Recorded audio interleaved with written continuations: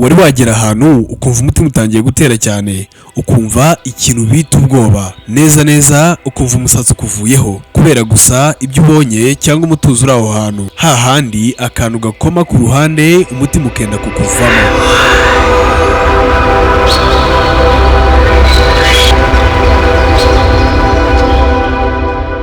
Hari ahantu ku isi ikiremwa muntu kiba kitagomba gutura, ndetse ikiremwa muntu kikaba kitemerewe no kuhakandagira byonyine. Ahantu huzuye amayobera, amateka wumva ukagira ngo ni filime cyangwa inkuru zidasanzwe ku buryo imyaka magana ishira, ariko abantu bagakomeza kuhavuga mu buryo bumwe buteye urujijo n'ubundi. Hantu hatuma benshi bibaza niba ibyo bumva n'ibyo babona byabonerwa ibisobanuro bisanzwe. Ukumva hafite inkuru bakubwira, ukumva isa naho ituzuye, ukumva hari ibintu utari kumva neza muri iyo nkuru. Buri mwaka ibihumbi by'abantu basura ahantu hatawe, gereza za kera, ibitaro bishaje, ibirwa bitakibaho abantu, n'amazu yavuzweho amateka ateye ubwoba. Hari abajyayo bashaka kwidagadura, abandi bakajyayo bashaka gusobanukirwa n'ukuri kwihishe inyuma y'inkuru bagiye bumva, ariko benshi bahavaho gusobanukirwa ahubwo basobwe cyane. Uzi igiteye ubwoba kurusha ibindi? Hari n'aho ujya ukicuza icyakujyanyeyo, ukaba wanahagwa. Muri make kurokoka bikaba bitanashoboka. Turaruhera ku mwanya wa 15. Muri pariki nationale yitwa Yellowstone iherereye muri Amerika, hari umugezi ufite ubwiza butangaje mu mabara asa neza cyane witwa Grand Prismatic Spring. Ni isoko y'amazi magari ashyushye kurusha ayandi yose muri Leta Zunze Ubumwe za Amerika. Iyo urebeye iyi soko hejuru mu kirere, ubona iri mu ishusho y'uruziga rufite ibara ry'ubururu mo hagati, ruzengurutswe n'amabara ya orange, umutuku ndetse n'umuhondo. Kubera ubwiza bw'aha hantu ukihabona, ubona haba n'ifoto nziza kuri babandi bakunda kwifotoza. Ushobora gushukwa n'ubwiza bwaho ukiroha muri ayo mazi wayitiranyije n'amashyuza y'inaha iwacu. Ariko inyuma y'ubwo bwiza bwaho harimo urupfu rutwara benshi mu bagerageza kwigira abahatari iyo bahageze. Ubushyuhe bw'amazi yaho buba buri kuri °C 87. Ubushyuhe bujya kungana n'ubwo amazi yatuye kuri °C100, ndetse ubu bushyuhe bushobora gutwika uruhu rw'umuntu mu kanya nk'ako guhumbya. Aya mabara meza atangaje uhabona aterwa n'udusimba duto cyane twihanganira ubwo bushyuhe bwaho. Utu dukoko turema amabara y'umuhondo, orange n'umutuku nk'uburyo bwo kwirinda imirasire ikaze y'izuba. Ibi bituma iki kidendezi kigaragaza amabara atangaje cyane, uhereye ku bururu bwererutse buri hagati kugeza ku muhondo, orange n'umutuku n'ikigina. Nivuga ikidendezi utabyumva nk'ahantu hagufi, kuko hafite metero zirenga 50 z'ubujyakuzimu. Abashakashatsi b'ikigo cya NASA bavuga ko aya masoko y'amazi ashyushye yo muri Yellowstone ashobora kuba afite aho ahuriye n'ahantu ubuzima bwa mbere bwatangiriye ku isi. NASA yavumbuye ko hari ibindi bice byo mu isanzure nk'ukwezi kwa Jupiter kwitwa Europa cyangwa umubumbe wa Mars bishobora kuba bifite amasoko nk'aya. Kuva mu kinyejana cya 19 abantu batandukanye bagiye bagwa muri ayo mazi, imibiri yabo ntiyigeze iboneka ngo ikurwemo kuko yashongaga burundu mu mazi abira mu minota mike cyane. Grand Prismatic Spring ni ahantu hafite ubwiza buhebuje pe, ariko kandi nubwo ari heza cyane, ni urugero rwiza rw'uko ibyiza byose biri ku isi bitagenewe abantu. Niba aya mazi ashobora kwica umuntu nta nduru ateye, nta n'agasaku na gake, ibaze noneho ibigiye gukurikiraho. Reka dukomezanye ku mwanya wa 14.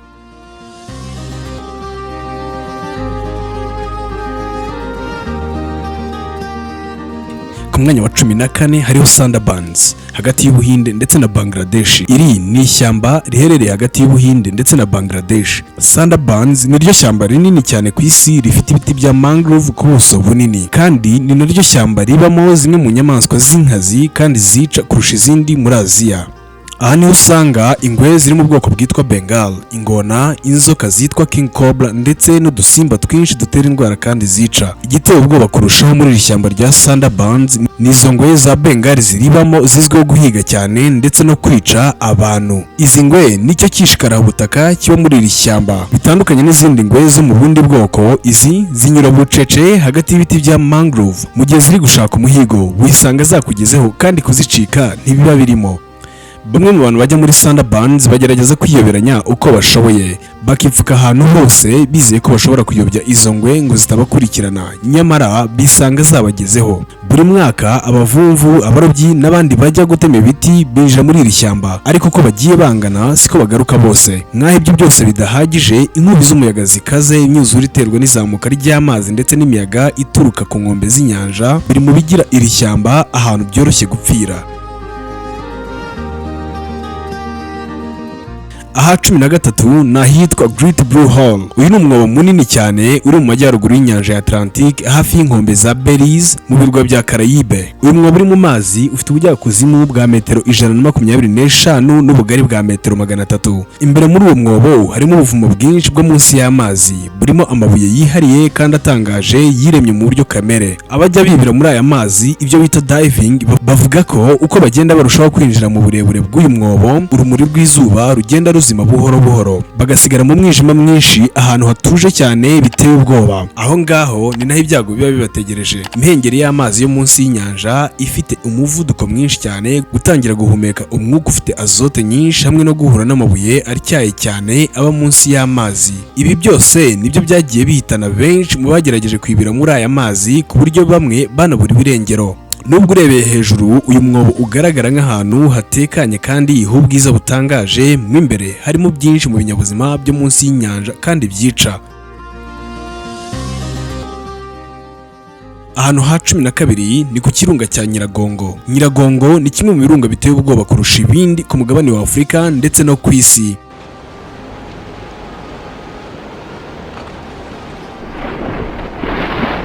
Giherereye mu burasirazuba bwa Repubulika Iharanira Demokarasi ya Kongo, hafi cyane y'umujyi wa Goma n'umupaka w'u Rwanda. Icyo kirunga kizwiho kugira lava lake hejuru yacyo. Abizi geography bayumva, nimvuga lava lake murahita mwumva ibyo ari byo. Ibi twabigereranya n'igikoma cyaka umuriro kiba cyavuye mu nda y'ikirunga. Ahangaha abenshi barabihuza na magma. Aho bitandukaniye nuko lava ari magma iba yasohotse ikaba iri hejuru y'ikirunga. Iyo Nyiragongo irutse, ibi bikoma bishobora kumanuka ku musozi ku muvuduko udasanzwe, bigatwika inzu, imihanda, amashyamba n'ibindi byose biri aho hafi yahura nabyo muri ako kanya. Kubera uwo muvuduko, iyo icyo kirunga kirutse, abaturage akenshi babura umwanya uhagije wo guhunga, ari nabyo bituma iki kirunga gifatwa nk'icyo kwitondera cyane. Amateka yahahise agaragaza ubukana bw'iki kirunga. Nko mu mwaka w'1977 Nyiragongo yarutse mu buryo butunguranye, maze abantu barenga 600 bahasiga ubuzima.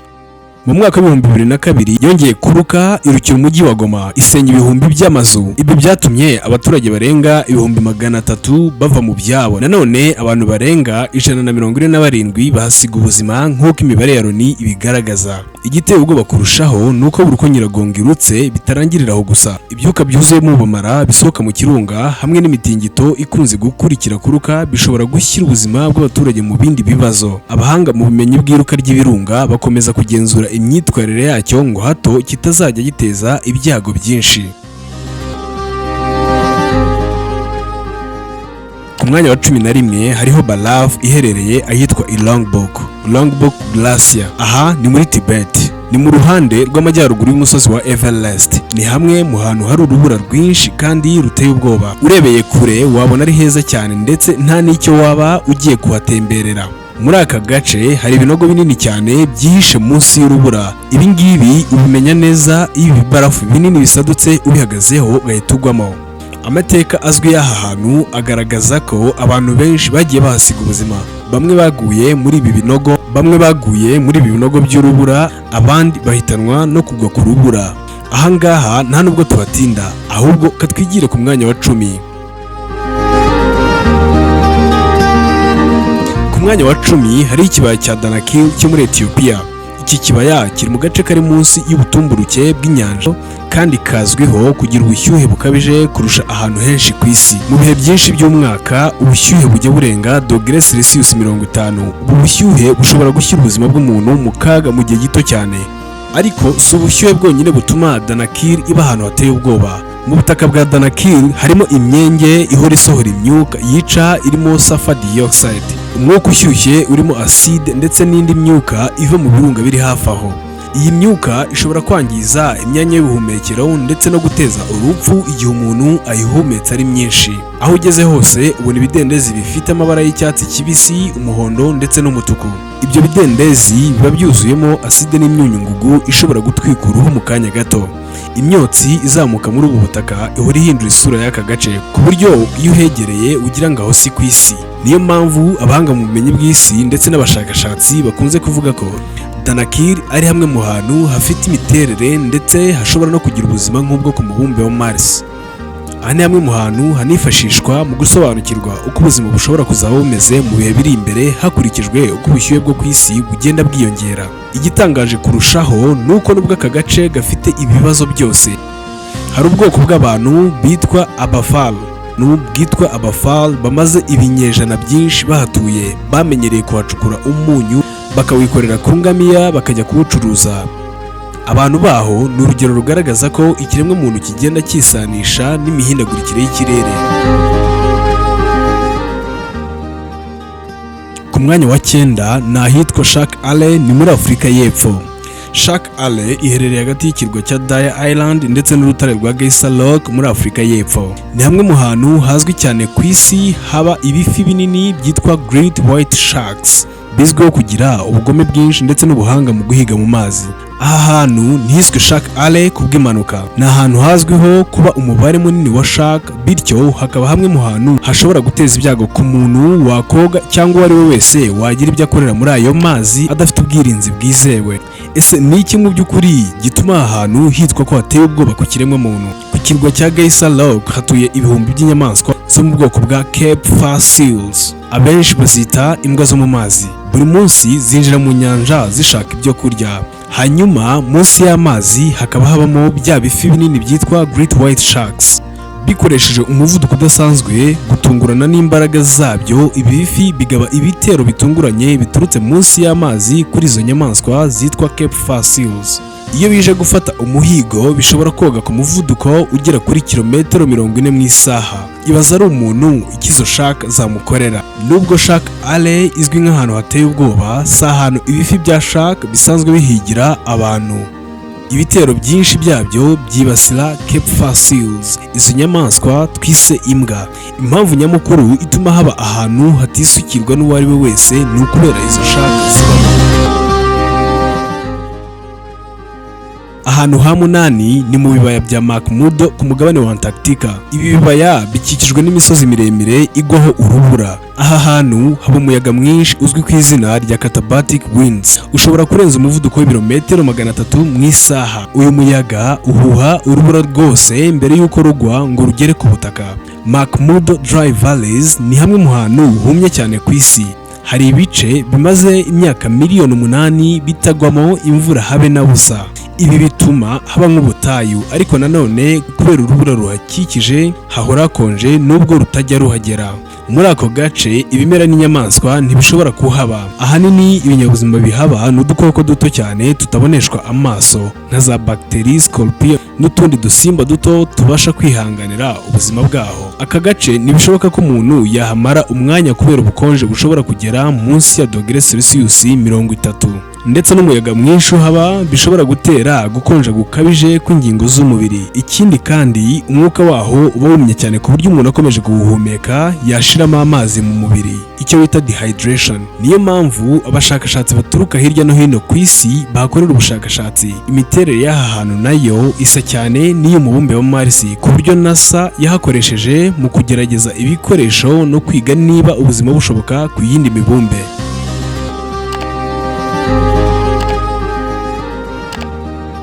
Aha 7 ni ku kiyaga cya Narrator cyo muri Tanzania. Iki kiyaga giherereye mu majyaruguru ya Tanzania hafi y'umupaka wayo ndetse na Kenya. Iki kiyaga cya Narrator gifite amazi adasanzwe. Ikigero cya pH cy'aya mazi gishobora kurenga 10, bivuze ko aya mazi ashobora gutwika uruhu ndetse n'amaso y'ibinyabuzima bitayamenyereye. Mu bice bimwe na bimwe by'iki kiyaga ubushyuhe bw'amazi bushobora kugera kuri °C60. Ibi biterwa n'imyunyu myinshi ituruka mu misozi ikikije iki kiyaga, cyane cyane ku kirunga cya Ol Doinyo Lengai. ari nacyo kirunga rukumbi ku isi kiri ubwoko bwihariye bwa magma buzwi nka carbonatite lava. Ku nyamaswa nyinshi ikiyaga cya Natron ni ahantu hateye ubwoba kandi hashobora guteza urupfu. Iyo inyamaswa zipfiriye muri aya mazi cyangwa ku nkengero zacyo, umunyu n'ibindi binyabutabire byo muri ayo mazi bishobora gutwika ibisigazwa byazo bigasa n'ibihindutse amabuye. Ibi nibyo byatumye havuka inkuru zivuga ko iki kiyaga gihindura inyamaswa amabuye. Nubwo ari ahantu hasa n'ahataba ubuzima, ikiyaga cya Natron ni ingenzi cyane ku bidukikije. Buri mwaka hafi 75% by'inyoni za flamingo nto ziza kuhabyarira. Izo flamingo ziza kuhabyarira kandi zibeshwaho n'ibinyabutabire ndetse n'ibinyabuzima bibarizwa muri ayo mazi. Aha gatandatu ni ku musozi witwa Denali muri Alaska muri Leta Zunze Ubumwe za Amerika. Mu majyaruguru ya Amerika hahagaze umusozi muremure cyane witwa Denali ufite uburebure burenga metero 20,000. Uyu niwo musozi muremure kurusha indi yose muri Amerika ya ruguru. Mu gihe cy'itumba ubukonje bwaho bushobora kugera munsi ya °C 60. Umuyaga mwinshi waho ushobora gutuma umuntu yumva ubukonje burenze izo °C. Uko umuntu agenda azamuka uyu musozi, umwuka wa oxygene ugenda ugabanuka. Buri mwaka amatsinda menshi y'abazamuka Denali birangira asubijwe inyuma kubera imihindagurikire y'ikirere itunguranye. Hari n'abawuzamuka bikarangira batagarutse. Ku mwanya wa gatanu turasangaho pariki nationale yitwa Madidi iba muri Bolivia. Mu gihugu cya Bolivia hari imwe muri pariki zikungahaye cyane ku binyabuzima byinshi ku isi yitwa Madidi National Park. Iyo uyirebye bwa mbere ubona ishyamba ryiza ry'icyatsi kibisi, inzuzi zisukuye n'urusobe rw'ibinyabuzima bitangaje. Ariko inyuma y'ubwo bwiza bw'iyo pariki hihishe ibyago bikomeye ku muntu wese ushobora kuhagera. Muri iri shyamba habamo inzoka zifite ubumara budasanzwe, udukoko dushobora kwanduza indwara zigiye zitandukanye, ibimera bifite uburozi, inyamaswa z'inkazi ndetse n'inzuzi zifite umuvuduko mwinshi ku buryo zishobora gutwara umuntu mu kanya gato. Kubera ubwinshi bw'ibimera n'ubucucike bw'ibiti muri iri shyamba, n'abafite ubunararibonye mu kurizenguruka bashobora kuriyoberamo. Iyo umuntu ayobeye muri iri shyamba, kubona inzira yo gusohoka bishobora gufata iminsi myinshi cyangwa bikananirana burundu. Abaturage baho nabo usanga bavuga ko iri shyamba ririnzwe n'imyuka y'abakurambere, bityo umuntu uryinjiyemo atitonze ashobora guhura n'ibibazo. Nubwo bimwe mu by'iri shyamba rivugwaho bitemezwa n'ubushakashatsi na bumwe, si rimwe cyangwa kabiri hajyamo abantu bakaburirwa irengero.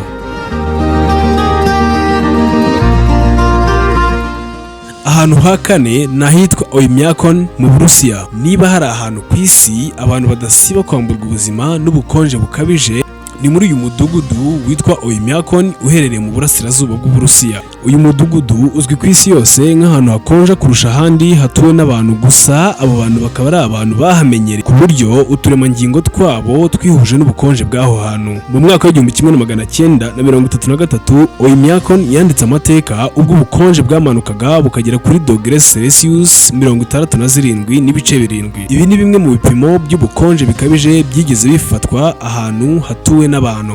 Muri ibi bihe umwuka umuntu yasohoraga ahumeka wonyine washoboraga guhita uhinduka urubura ako kanya. Kubera ubu bukonje bukabije, ubuzima bwabo bwa buri munsi butandukanye cyane n'ahandi hantu hose ku isi. Imodoka nyinshi iyo zigezeyo bazisiga ziri kwaka, ko kongera kwatsa imodoka mu gihe moteri imaze gukonja bishobora kuba ikibazo gikomeye cyane cyangwa bikananirana burundu. Imiyoboro y'amazi yo munsi y'ubutaka bwaho nayo ntiyubakwa nk'ahandi hose, kuko amazi yaho usanga akonje cyane ku buryo ashobora guhita ahinduka barafu. Akenshi amazi yaho anyuzwa hejuru y'ubutaka mu buryo bwihariye cyangwa abaturage bakayakura ahantu hateganyijwe. Nubwo abo baturage bamenyereye iyo mibereho, ikosa rito bashobora gukora rishobora guteza ikibazo gikomeye cyane. Gusohoka utambaye imyenda yabugenewe, kuguma hanze igihe kinini cyangwa kubura aho wikinga bishobora guteza frostbite, indwara iterwa no gukonja k'uruhu n'izindi ngingo z'umubiri, cyangwa se hypothermia, aho ubushyuhe bw'umubiri bugabanuka ku rwego rushobora gushyira ubuzima mu kaga. Kadukomeze ku mwanya wa gatatu mu hantu hateye ubwoba cyane ku isi.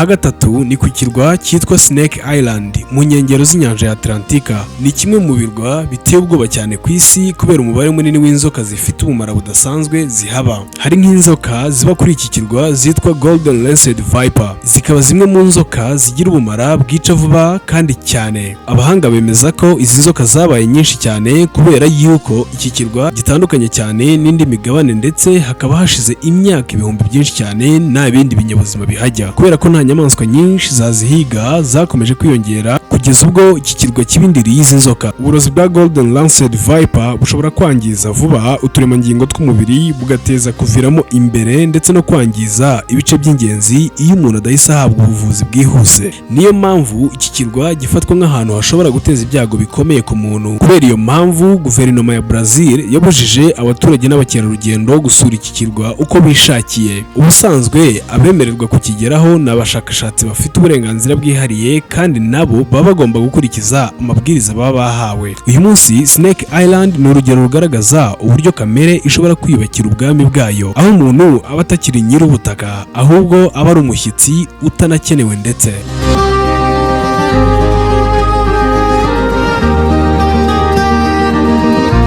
ahantu ha kabiri ni ku musozi witwa Merapi muri Indonesia. Mu gihugu cya Indonesia niho hari kimwe mu birunga bikora cyane ku isi, Mount Merapi. Izina ry'iki kirunga mu rurimi rwaho risobanura ikirunga cy'umuriro, kandi amateka yacyo agaragaza neza impamvu cyiswe iryo zina. Mu binyejana byinshi Merapi yarutse inshuro nyinshi, ikomeza kuba kimwe mu birunga bikurikiranwa cyane n'abahanga mu bumenyi bw'ibirunga. Ariko ikintu gitera ubwoba kurushaho si ukuruka kw'iki kirunga, ahubwo nibyo gisohora. Iyo Merapi irutse ishobora kurekura pyroclastic flows. Ibi ni ibyuka byihuta cyane bigizwe n'imyuka ishyushye bikabije, ivu n'amabuye bituruka muri iki kirunga. Ibi byuka bishobora kugenda ku muvuduko urenga kilometero 100 ku isaha.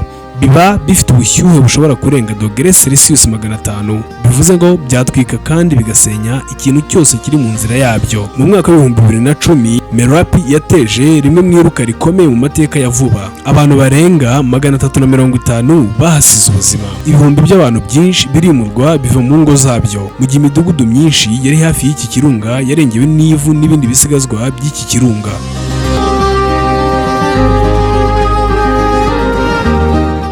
Ku mwanya wa mbere w'uru rutonde haza ahantu hihariye cyane, aho nta handi ni mu kiyaga cyitwa Dominica's Boiling Lake cyo mu gihugu cya Dominica. N'ubundi iki kikaba ari kimwe mu birwa bya Caraïbe, kiri hagati ya Guadeloupe ndetse na Martinique. Iki kiyaga ni icya kabiri mu bunini mu biyaga bizwiho kugira amazi ahora abira. Ubwo ni nyuma y'icyitwa Flying Pan Lake giherereye muri New Zealand. Ubundi mu busanzwe iyo utekereje ikiyaga, ikintu cya mbere kiza mu mutwe ni ukoga mu gihe cy'impeshyi. Iki ni kimwe mu biyaga usura, koga ndetse n'indi mikino watekereza gukinira mu mazi bikaba bitari muri gahunda, keretse igihe ushaka kwiyahura nka bya bindi bavuga ngo Nyabarongo yicu yizaniye. Ibaze nawe amazi aba ashyushye kurenga dogere Celsius 90, bivuze ngo wibeshye ukinagamo nka kwa kundi winaga mu Kivu wahita ushya vuba vuba, ndetse byanakuviramo gupfa. Uko imyaka yagiye itambuka, abantu bagiye bagerageza koga muri aya mazi, ariko bagiye bahabonera akaga ndetse bamwe bagapfiramo. Abahanga bamaze imyaka myinshi bakora ubushakashatsi kuri Boiling Lake. Hakaba hari byinshi bitaramenyekana neza ku miyoboro iva mu birunga iri munsi y'iki kiyaga. Imihindagurikire y'ubushyuhe buri muri aya mazi y'iki kiyaga ikomeza kwerekana ko mu nda y'isi harimo byinshi mwene muntu ataravumbura. Mu mateka y'abaturage kavukire bo hafi aho, iki kiyaga cyafatwaga nk'ahantu hera hafitanye isano n'imyuka y'abakurambere babo, nubwo siyansi yo igerageza gusobanura inkomoko y'ubushyuhe bwacyo. Kugera kuri iki kiyaga ubwabyo bisaba urugendo rurerure runyura mu misozi, mu ishyamba n'ahantu hashobora gusohora imyuka iva mu birunga. Iyo ugeze imbere yacyo uba ureba amazi asa naho ateretse ku muriro w'itanura. Dominica's Boiling Lake si ahantu hateye ubwoba kubera inyamaswa z'inkazi cyangwa ubukonje bukabije, ahubwo ni ahantu hagaragaza ko n'ubu nyuma y'ibinyejana byinshi by'ubushakashatsi hari ibice by'isi yacu bikomeje kubika amabanga ataramenyekana neza. ukurikije uru rutonde uhita ubona ko atari ibishashagirana byose ushobora kugereranya na zahabu. Uti kubera iki? Hari ahantu haba heza bihagije cyane mu buryo hagaragara, ariko ububi bwaho bukaba ari inzozi mbi utakifuza kurota. Aho hantu ukaba ugomba kuhitondera buri uko uteye agatambwe ujyayo, ukaba ugomba kuba wizeye neza uko uraza kuvayo. Akaba ari naho ikiganiro cyacu tugisoreje. Ndabashimira kuba mwagikurikiye, naho ubutaha.